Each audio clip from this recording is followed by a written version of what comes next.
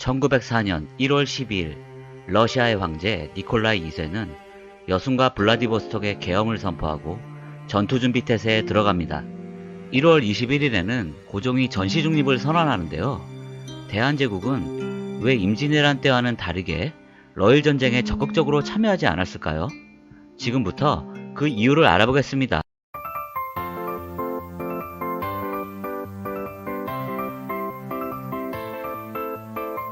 전시 중립을 선언한 고종은 러시아의 승리를 굳게 믿었습니다.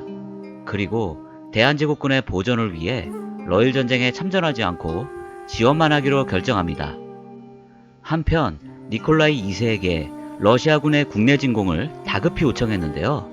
러시아군이 한반도로 밀고 내려오면 대한제국군과 국민군이 총공격하겠다고 제안합니다.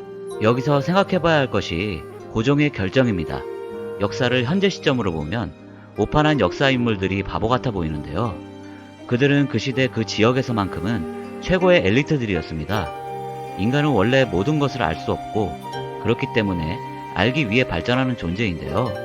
인간은 실수하면서 교훈을 얻고 발전합니다. 그렇다면 우선 고종이 왜 이러한 결정을 내렸는지 당시 상황을 생각해 보겠습니다.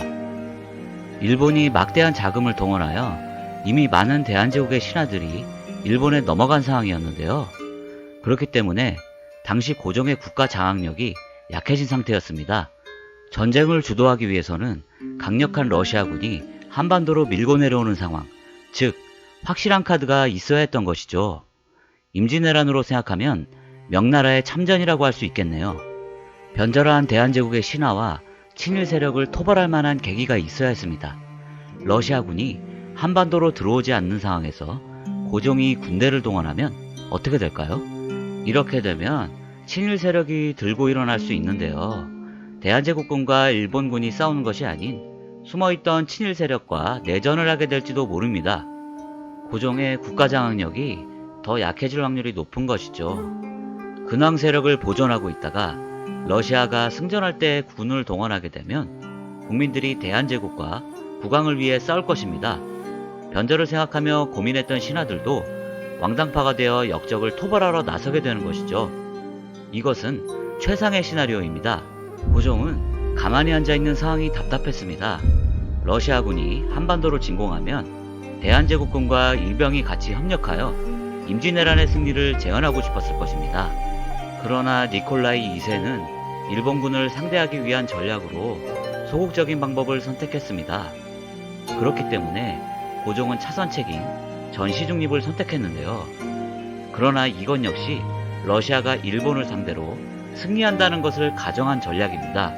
사실 고종뿐만 아니라 서구권 사람들도 러시아의 승리를 믿었습니다. 러시아는 나폴레옹군을 격파한 강국이기 때문이죠. 영국에서는 사교 클럽을 중심으로 전쟁 결과를 놓고 내기를 했는데요. 많은 사람들이 러시아가 언제 승리할지를 두고 돈을 걸었다고 합니다. 그렇지만 결과는 일본 제국의 승리였죠. 고종이 소극적인 전략을 선택한 이유에는 병력의 차이도 있습니다.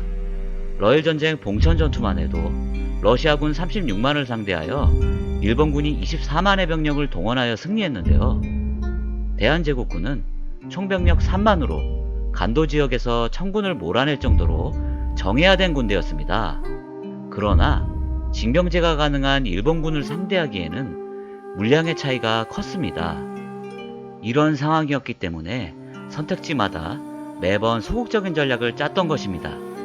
고종은 절체절명의 위기 상황에서 러시아가 승전하는 희망적인 결과를 바라고 있었는데요. 조선의 역대 왕들에게 국민들을 지켜달라고 기도하는 수밖에 없었습니다. 결과적으로 고종의 소극적인 전략은 최악의 선택이 되었습니다. 러일 전쟁에서 러시아가 패전한 후 대한제국은 단독으로 일본 제국을 상대해야 됐기 때문이죠. 만약 러시아가 질 것이라고 예상했다면 대한제국군이 적극적으로 참전하여 러시아의 승리 가능성을 1%라도 올려줬을 것입니다. 다음 편부터는 러일 전쟁 후 2년 뒤에 시작되는 정미전쟁의 진행 과정을 알아보겠습니다. 구독과 좋아요 알림 설정 해주시면 더 좋은 영상으로 보답하겠습니다.